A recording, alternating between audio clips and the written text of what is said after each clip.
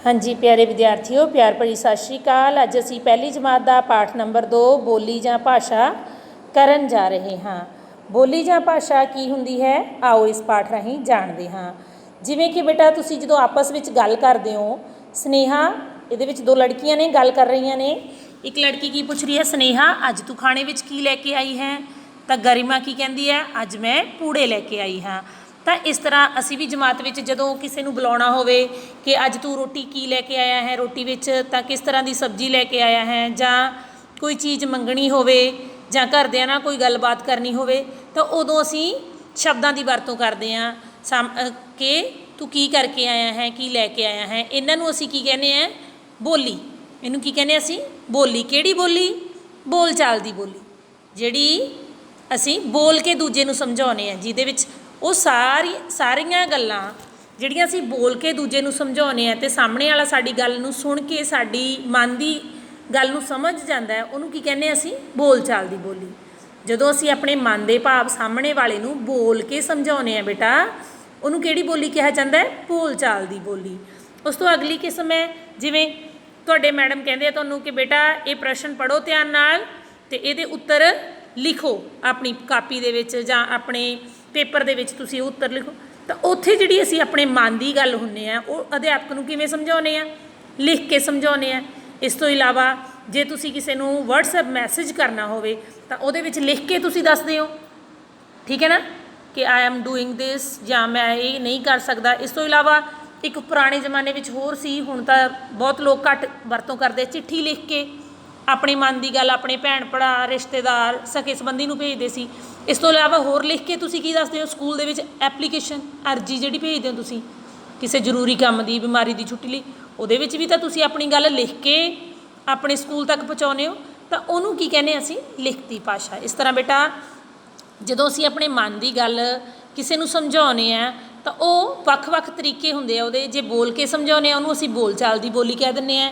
जे असीं अपनी गल सामने वाले नूं लिख के दसदे आ तो उहनूं असीं की कहने आ? लिखती बोली कह दिंदे आ। ते एक भाषा का तीजा रूप हुंदा है संकेतक रूप।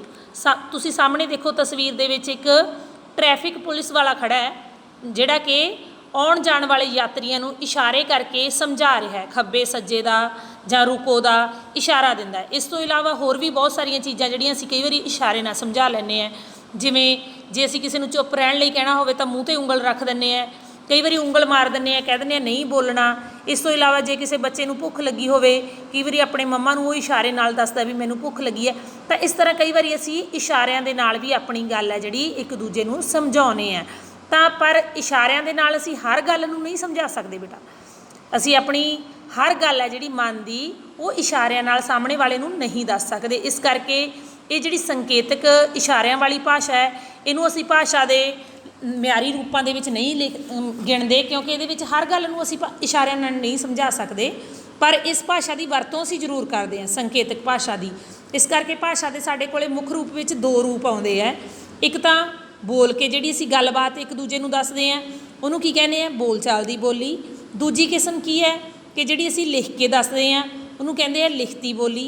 तो तीजी किस्म है इशारे नाल गड्डी रोकना जां जो भी इशारे नाल असीं समझाउने हैं, इशारे का समझा भाषा का सहारा लैंदे आ, उहनूं की कहने असीं? संकेतक भाषा।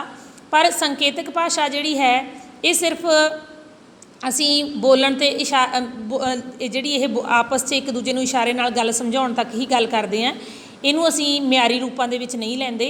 इस तरह भाषा असीं एक दूजे नूं अपने विचार है जिहड़े भाषा दे विच तीन तरह नाल समझा सकदे आ, बोल के, लिख के ते इशारिਆਂ नाल। तां इस तो इलावा होर भी मतलब तुहानूं अगे इहदे विच डिटेल दे विच जाण लई अगली क्लास दे विच तुहानूं होर डिटेल दे विच भाषा बारे दस्सिआ जाएगा। फिलहाल तुहाडे लई इन्ना जानना ही काफ़ी है कि जिहड़ी गल वा जिहड़ी असीं अपने मन के भाव हुंदे आ किसी नूं जिस तरीके नाल दसदे आ, बोल के, लिख के जां इशारे दे नाल, उहनूं की कहने असीं? भाषा कहने आ। उहनूं की कहने असीं? भाषा कहने आ। ते अगे भाषा दीयां किस्मां तुहानूं अगली जमात विच आउणगीਆਂ बेटा, उदों तुहानूं करवावांगी। हले तुहानूं सिर्फ इन्ना ही समझ लेना काफ़ी है कि जदों अपने मन के भाव है जिहड़े असीं अपनी गल समझाउणी होवे तां ਉਹਦੇ ਲਈ जिस चीज़ की असीं वरतों करते हैं, बोलते हैं, लिखते हैं जां इशारिਆਂ का सहारा लैंदे हैं, उहनूं की कहने असीं? भाषा कहने आ। उस तो बाद बेटा तुहाडे अभ्यास के प्रश्न हैं। उम्मीद है तुहानूं पाठ समझ आया होएगा। ਇਹ ਹੱਲ ਕਰਨੇ ਨੇ। ਮੈਂ ਨਾਲ ਤੁਹਾਨੂੰ ਇਹ ਸੋਲਵ ਕਰਵਾ ਹੀ ਦਿੰਦੀ ਹਾਂ ਅਤੇ ਤੁਸੀਂ ਆਪਣੀ ਬੁੱਕ ਦੇ ਵਿੱਚ ਹੀ ਹੱਲ ਕਰ ਲੈਣੇ ਹਨ। ਇਹਨਾਂ ਦੀ ਅੱਡ ਤੋਂ ਮੈਂ ਤੁਹਾਨੂੰ ਜਿਹੜੀ ਆ ਆਨਸਰ ਕੀ ਨਹੀਂ ਭੇਜਾਂਗੀ। ਜਦੋਂ ਅਸੀਂ ਕੁਝ ਬੋਲਦੇ ਹਾਂ ਅਤੇ ਦੂਸਰੇ ਉਸ ਨੂੰ ਕੀ ਕਰਦੇ ਨੇ, ਸੁਣਦੇ ਹਨ। ਜਦੋਂ ਅਸੀਂ ਕੁਝ ਬੋਲਦੇ ਹੁੰਦੇ ਹਾਂ ਤਾਂ ਦੂਜੇ ਉਹਨੂੰ ਕੀ ਕਰਦੇ ਆ, ਸੁਣਦੇ ਹਨ। ਇੱਕ ਗੂੰਗਾ ਆਦਮੀ ਆਪਣੀ ਗੱਲ ਕਿਸ ਤਰ੍ਹਾਂ ਸਮਝਾਉਂਦਾ ਹੈ, ਇਸ਼ਾਰੇ ਨਾਲ। ਅੱਗੇ ਬੱਚੇ ਇਮਤਿਹਾਨਾਂ ਵਿੱਚ ਪ੍ਰਸ਼ਨਾਂ ਦੇ ਉੱਤਰ ਕੀ ਕਰਦੇ ਹਨ, ਲਿਖਦੇ ਹਨ। ਬੱਚੇ ਇਮਤਿਹਾਨਾਂ ਦੇ ਵਿੱਚ ਪ੍ਰਸ਼ਨਾਂ ਦੇ ਉੱਤਰ ਲਿਖਦੇ ਹਨ। ਇਸ ਤੋਂ ਬਾਅਦ ਬੇਟਾ ਅਗਲਾ ਹੈ ਕਿ ਚਿੱਤਰ ਵੇਖ ਕੇ ਤੁਸੀਂ ਦੱਸਣਾ ਹੈ ਕਿ ਕੌਣ ਕੀ ਕਰ ਰਿਹਾ ਹੈ। ਪਹਿਲੀ ਤਸਵੀਰ ਦੇ ਵਿੱਚ ਤੁਸੀਂ ਦੇਖਦੇ ਹੋ ਕਿ ਦੋ ਬੱਚੇ ਨੇ, ਉਹ ਕੀ ਕਰ ਰਹੇ ਨੇ, ਆਪਸ ਦੇ ਵਿੱਚ ਗੱਲਬਾਤ ਕਰ ਰਹੇ ਨੇ, ਦੋਨੋਂ ਗੱਲ ਕਰ ਰਹੇ ਆ।